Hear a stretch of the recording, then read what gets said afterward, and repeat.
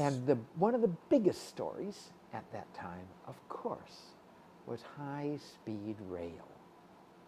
So this was an example of the Chinese purchasing IP from the West and flipping it into China. When I say West, I'm including Japan because the sellers of the IP were Japanese, Canadian, French, and Germans. Because, of course, that's where high-speed rail was being developed in these companies. And they bought it. They bought high-speed rail, and it was like a massive, well, it was a massive planned activity.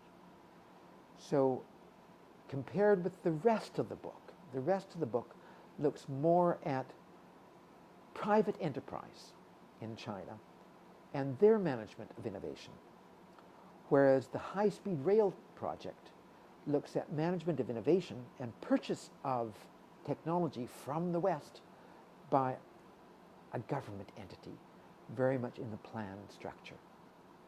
And China went from zero in high-speed rail at the turn of the century to being far and away the largest owner of a high-speed rail network and the largest exporter of high-speed rail and high-speed rail technology. And it did it in 20 years, which is pretty amazing. I really encourage you, haven't been to China, go to China, ride their high-speed rail. You know. And that's chapter 4. That's chapter 4. Got it. And so it's kind of an outline of the development of the high-speed rail, and where does that... Well, the high-speed rail is interesting, you know, because one is the purchase of technology. So it's interesting that there hasn't been a single lawsuit filed by any of those companies that sold the technology to China with respect to theft of technology. I mean, they bought it. Now, was the price right? You can be sure that the Chinese bargained very hard for those prices. But the Chinese high-speed rail network is very much a civil construction project. The technology is actually only a small part of it. And it's also a real estate project. And it's also a corruption project. So there are elements that play into modern China that people perceive as really important. Right? China came from zero in real estate because, of course, it was a communist system. Right? People didn't own land.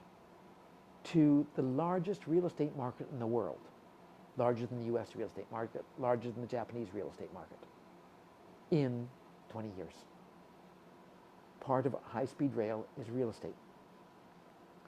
Because, of course, you know, they have to go on these lines, and much of it was financed by local governments, and much of the local governments were looking to the creation of the nodes that were surrounding the high-speed rail stations, and, you know, so there's a reason for it.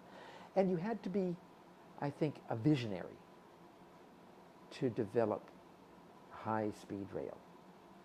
And the visionary that developed it is the Ministry of Railways at the time, Liu. And Liu, of course, now is in prison. And he's in prison for corruption. And if, you know, you reckon that, you know, there was probably 1 or 2 or 3% of the cost of high-speed rail that was basically corruption. That was basically greasing the wheels. And so Liu got caught up in that. Well, he was a leader of the entire project. He was the visionary. The Ministry of Railways at the time, which controlled the railway network, was incredibly conservative. And he brought it into the 21st century. But he brought it into the 21st century with corruption as well.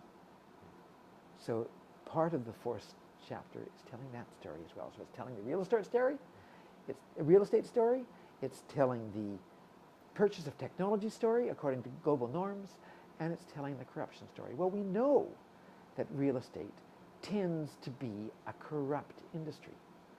Why? It deals with visionaries. It deals with the future. It deals with projects that have various government levels, regulations that are unclearly implemented by locals who have power. You only have to look at the former President of the United States to realize that real estate development itself is corrupt the world over. Was China an exception? No.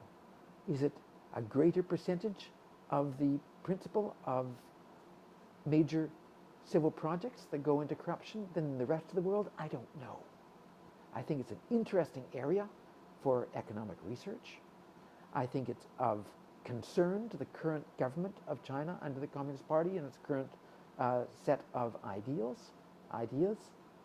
And I think that they're, fighting to stamp it out. Is it problematic elsewhere in the world? Absolutely.